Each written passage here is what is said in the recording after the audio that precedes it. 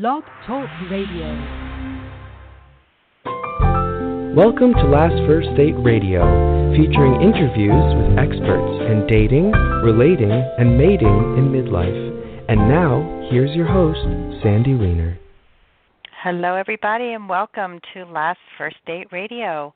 We are one of the top-rated shows about attracting and sustaining healthy relationships in midlife.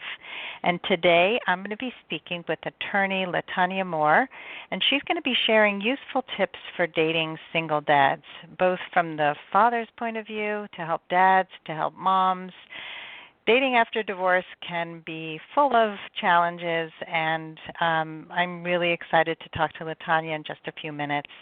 And as a dating coach, I deal with a lot of women who date after divorce, and many times they have never had a healthy relationship in their entire life. And I want you all to know that it is never too late. You are never too old. My mother is 85, and she is dating after her divorce and her second marriage, where she had lost her second husband to Alzheimer's. But I got her up online, and she had some really nice dates. I mean, she's frustrated just like everybody else, but it is never too late, and you're never too old. And really, what this show is, and what I do, and what LeTonya is doing today, is to help you gain the skills that are necessary to be a better human first, and to be more aware of the things that you do or say that you're not even aware of that could be unconsciously pushing away the very people that you're attracted to. So that is my goal, and I believe that a woman of value attracts her best partner, and every week I bring you a tip about how to be a woman of value. And actually, these tips can go for men or women. So if you're a man and listening, this tip is for you too. And this week's tip is choose love over fear. Love and fear cannot coexist. And so you might be afraid when you're in love, but when you choose love over your fear of doing something, that you choose the reason why that you want to get into a relationship, or the reason why you want to achieve a mission in life, there's going to be fear that comes along with it, and you're going to want to stay in that comfort zone and not take risks. But without those risks, you will never feel that full sense of love and passion in your life.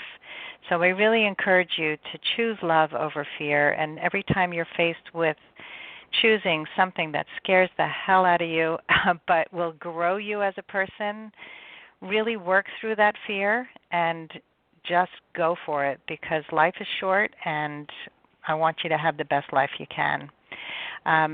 So on my website, lastfirstdate.com, I have tons of tips and tools. There are over 700 blog posts, I think. I have like a ton of blog posts up there. So if you want to know how to date with dignity and self-respect and to value yourself, go on over to lastfirstdate.com after the show, and you can grab a free guide called The Top 10 Reasons Why Men Pull Away or Disappear.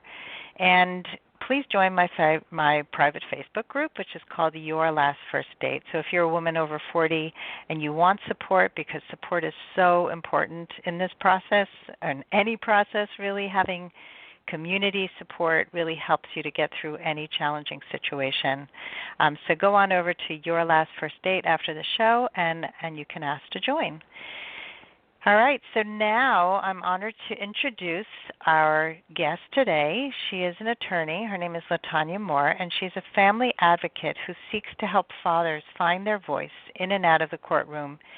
She is on a mission to raise awareness of the impact of the inequities in family court systems and how it has continued to perpetuate family decline. LeTonya offers real-world tips for single parents on how dating impacts their lives and how to protect themselves from false claims from the other parent.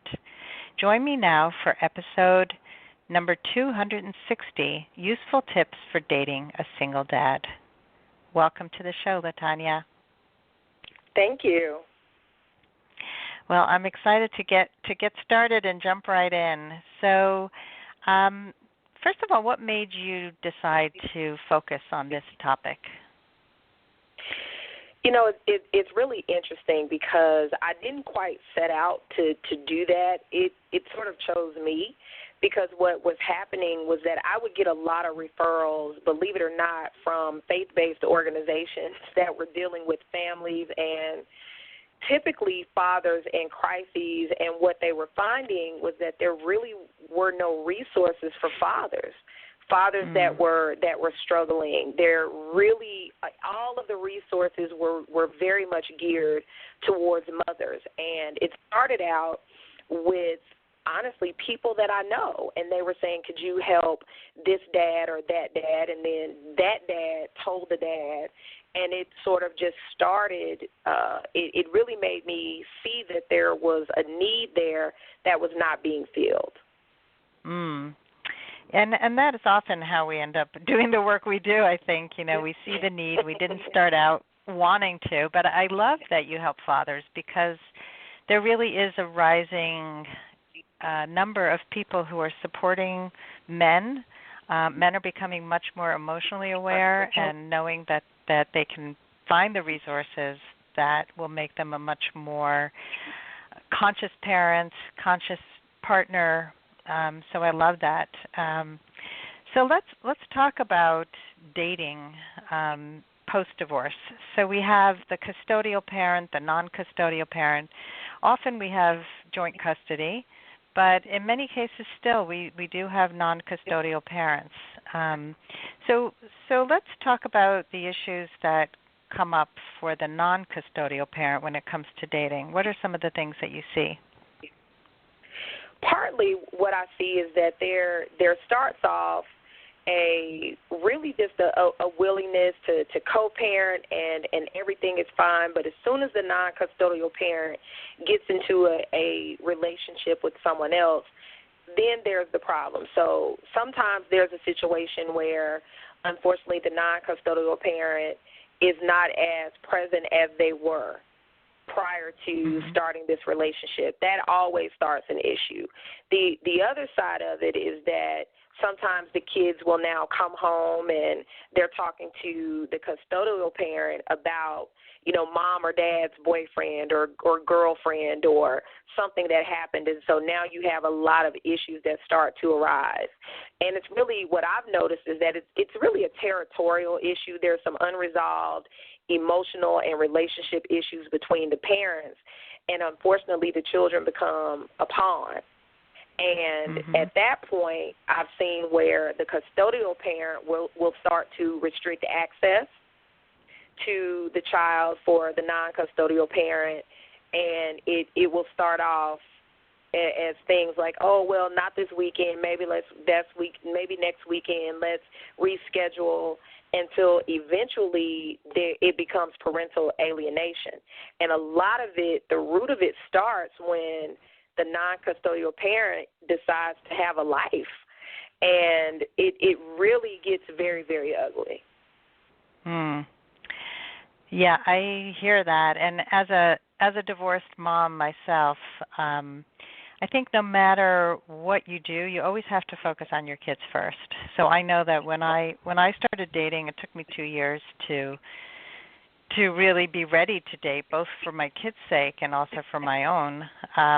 But I sat my kids down and I told them what it was going to be like for them, that I would never introduce anyone unless it was serious, and that I would, never expect them to be in relationship with people I dated unless it became long-term, and, that I would do it with consciousness.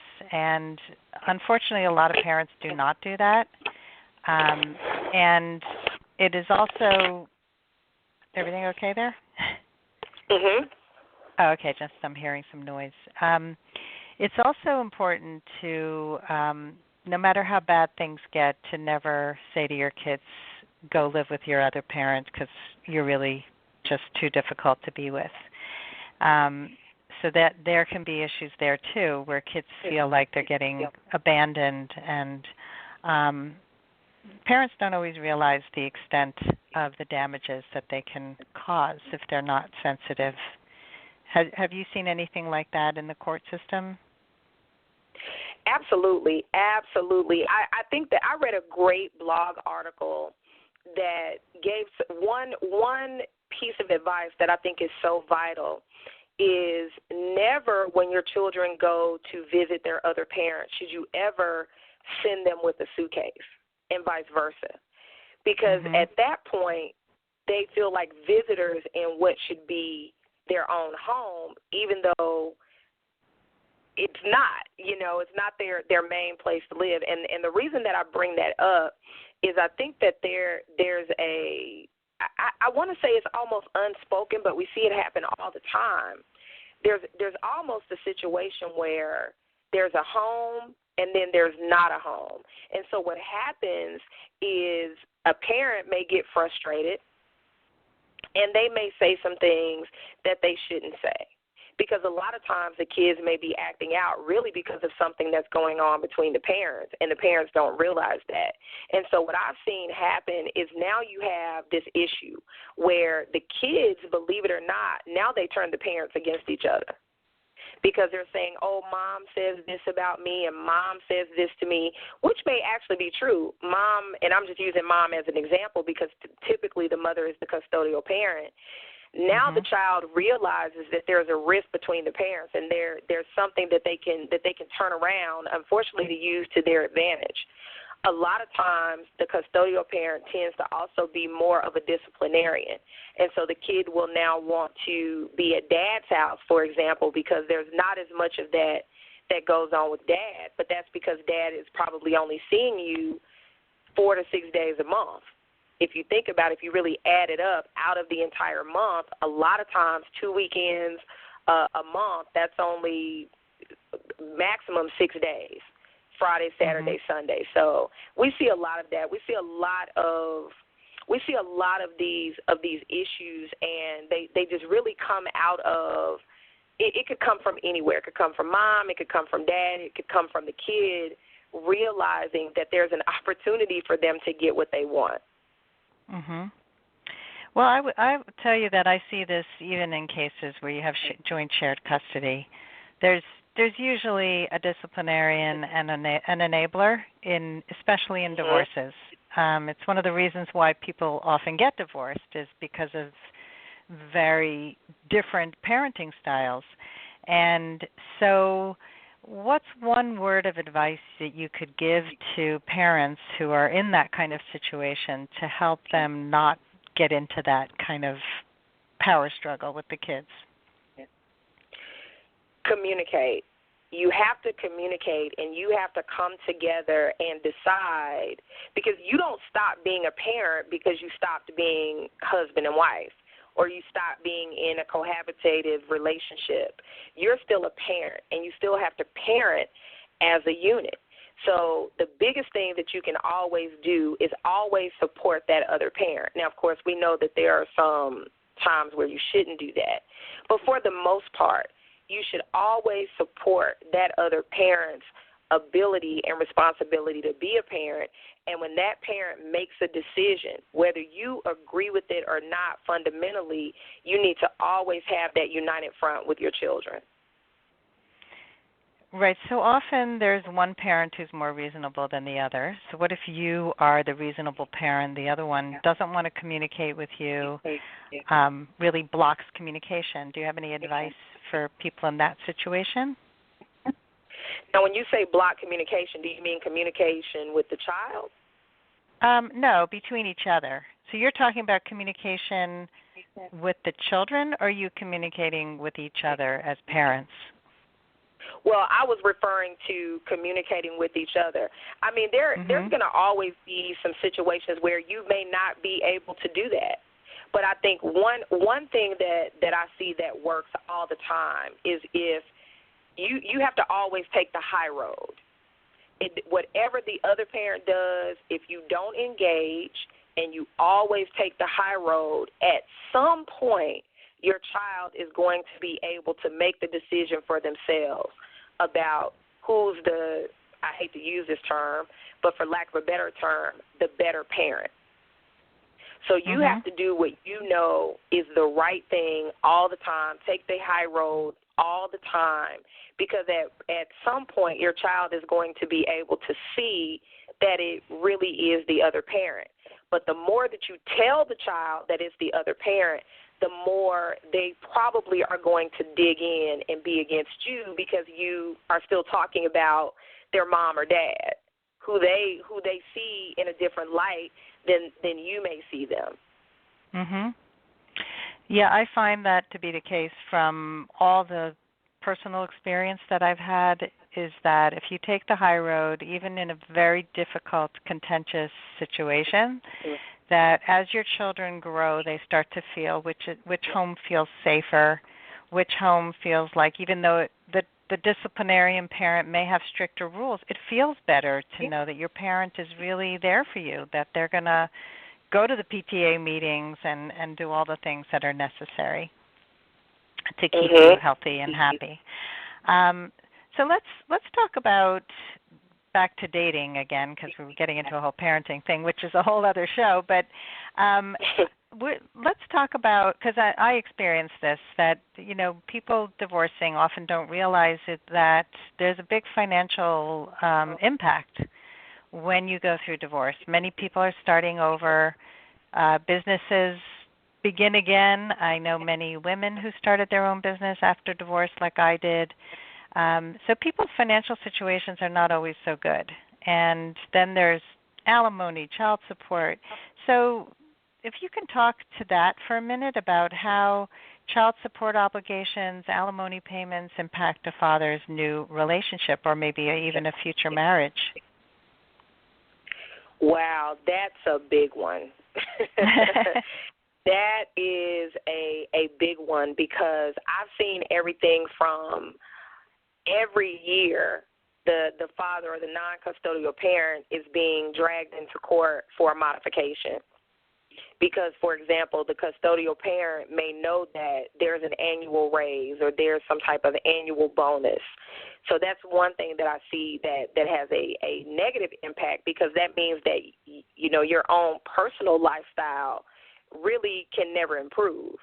Because as soon as it's coming in, pretty much, it's out the door. So that's had a negative impact, especially because oftentimes, even though that happens, there is still a request for additional funding for something else. Or the child may say, well, Dad, can you pay for sports? Or can you pay for something else where, and the dad may be paying 40% of his gross income for child support. Mm-hmm. That can be a very serious problem with dating, especially when you're talking about now you're entering in another marriage, because you now have an entire household that you may very well be taking care of, and so your contribution to your present household is going to be very limited. Then there's a question, and I've seen this play out in a very negative way. There's family number two, and now a new child comes in, and so the non-custodial parent may go and ask for a decrease in child support payments because they need to be able to financially support the present family, for lack of a better word. Now there is, unfortunately, sometimes the custodial parent will tell the child, well, they don't love you like they love the new baby, or now that dad has his new family, now he can't come and get you as much, and he can't contribute as much. And oftentimes they've limited visitation, they've limited access to the child, and now they've asked for more money that they can't get, or the father needs to come in and get a modification so that he can contribute where he lives, and it just becomes a big, big mess, and it's very detrimental to the children. So what do you suggest in these cases where there's modification and there's struggles financially? Any suggestion as to how to deal with that? Well, one thing that I tell my clients is that if there is a financial deficit, you have to go for a modification. I mean, you absolutely have to do that. I've had some dads, and I'm using dads because that's my primary demographic, but I've had some dads come to me that after we look at everything, it's much better for them to pick up a part-time job. It's much better for them to find another way to bring in additional income than it is to just ask for the modification and go through the process of having the modification, because, again, that's a cost involved. And it's really a cost-benefit analysis. Do I pay, do I pay LeTonya, I'm making this up, do I pay LeTonya $10,000 to do this, or do I just eat that additional $10,000 that she's asking me to pay? So there's really a cost-benefit analysis where you have to say, do I take additional money out of the house to try to fight this, or do I just agree, or at least come to some type of compromise? And the reality of things is that although there looks like there's a shift and all of that, there isn't really much real change. It takes a while for change to come. And so what I always tell my dads is that you really need to be prepared to live well below your means so that you can continue to maintain your lifestyle just in case this happens, because you never know. And that's really tough, because you want to be able to live and enjoy your life, but it's very, very tough. And that's really the advice that I give a lot of my dads in that situation. Mhm. Yeah, I mean, people just have to be mindful. I mean, from everything you're sharing, be prepared, be mindful, be open with your communication. It's the same message over and over. So let's talk about some of the key differences in dating between the non-custodial and the custodial parent. Okay. What do you find to be some of the key differences? Wow, with the non-custodial parent, it's actually a little bit easier, because you always know when you are going to have access to your child. So you always know when they're going to come over. You always know when they are going to be there. There typically is not that time where there is, for example, with the custodial parent, you may plan a lunch date. I'm totally making this up, but you may plan a lunch date, but your child gets sick from school. So now you have to be home. You can't do some of the things that you otherwise would do. I think that oftentimes with the custodial parent, there's a little bit of an issue, because what happens is that the non-custodial parent sees this other person that's able to spend more time with their child than they are.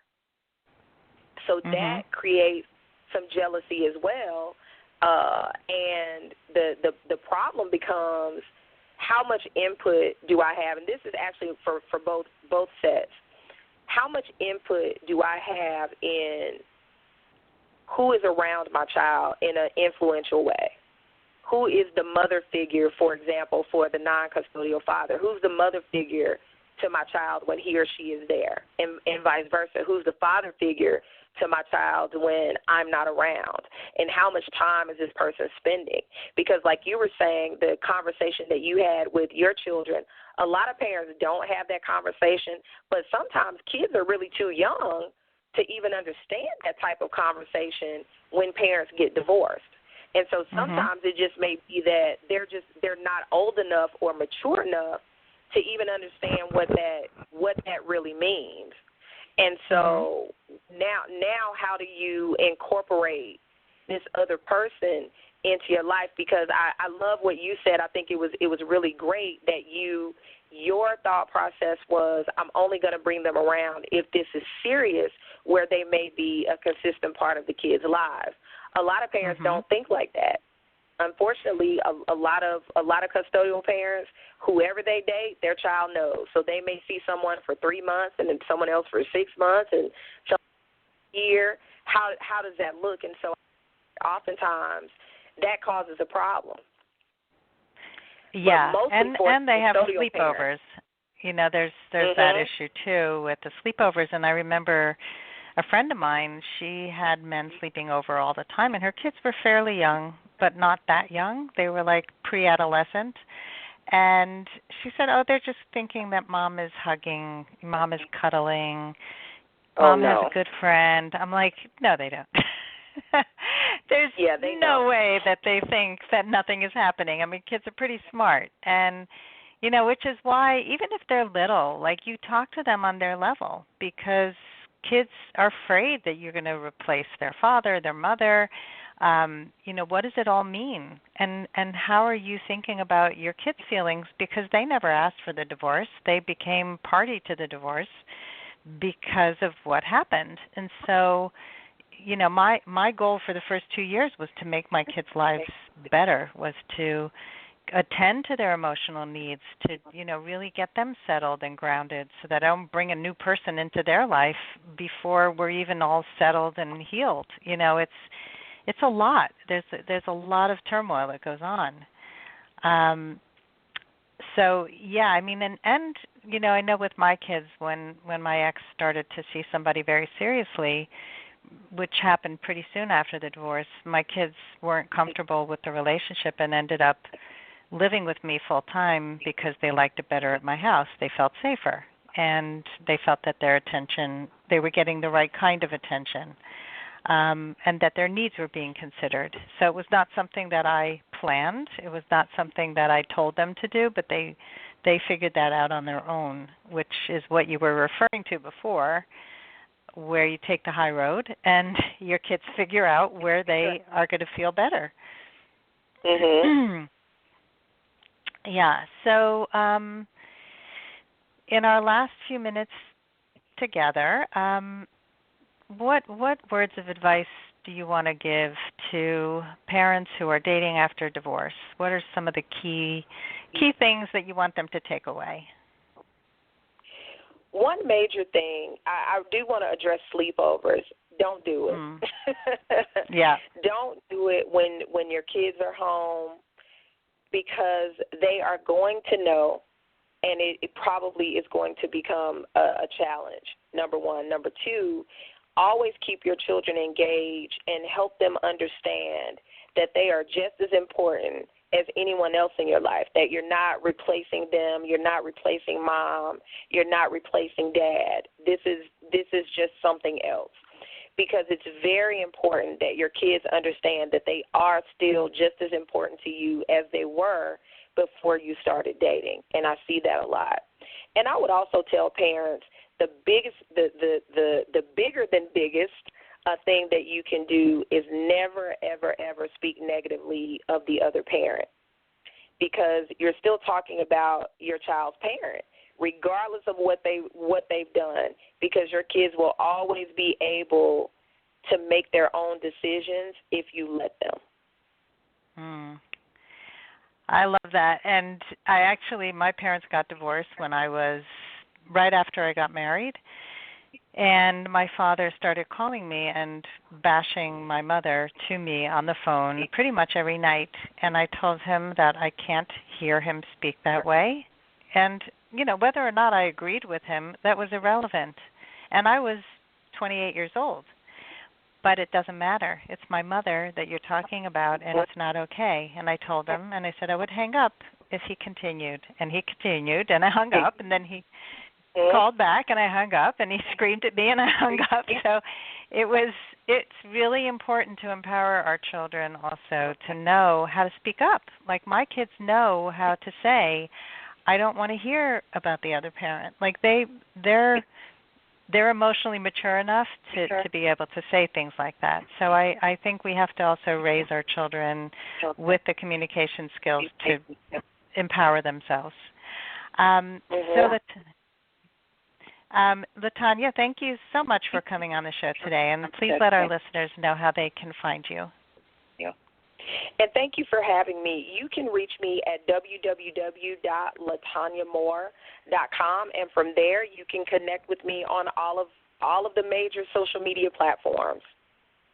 Awesome. Well, thank you again, and thanks everybody for listening, and I hope you all go on your last first date very soon. Have a great day. Awesome. Thank you.